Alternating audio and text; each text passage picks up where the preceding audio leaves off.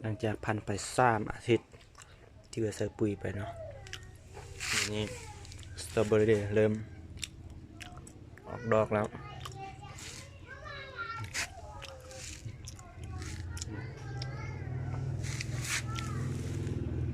เริ่มเป็นเด้อบดนก็สิได้กินแล้ว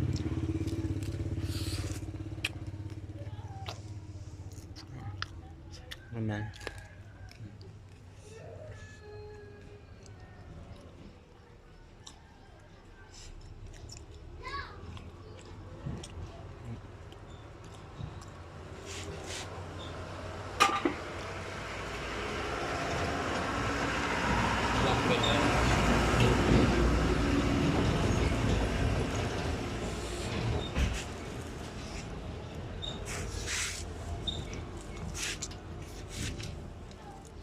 นบอก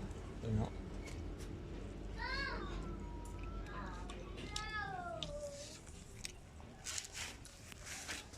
บัว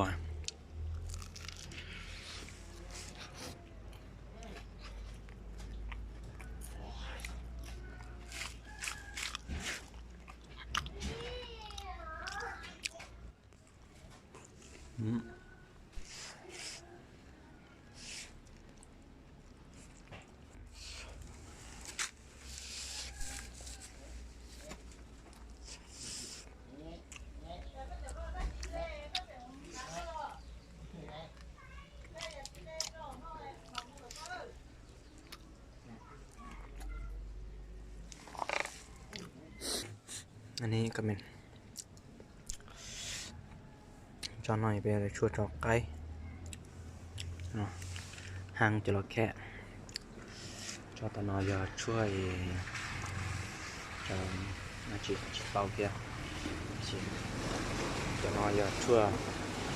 จอจะปนเนี่ยนูมิญวถ้าไปยูมิญวนะจะยูชิเต้านะเจ๊เดจากป้ามันเลยเดจากต้องเราจะลงเจ้าได้จนเห่าเจอยู่มีเหยื่อใช่นั่นนะจอนอยาเสียมักมีก็จิมักม่วง3 ฤดูกาลนั่นนี่ก็นะอีลูกชงนนสิเป๊ะหรือนะเป๊ะเผา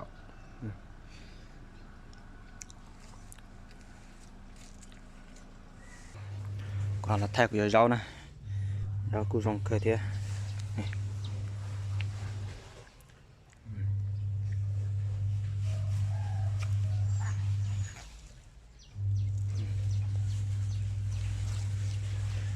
ก็เดี๋ยวจำนวนต่อเด้อเชียเอาหน่อยจิมดได้ยืดพี่จ๋าจำนวนก็จะเอาธรรมชาติสิเด้อจะหาว่าเจนนะ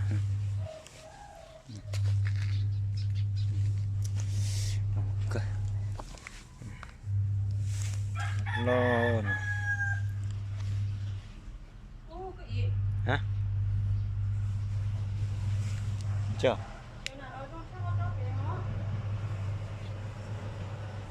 ตอนนี้ดอก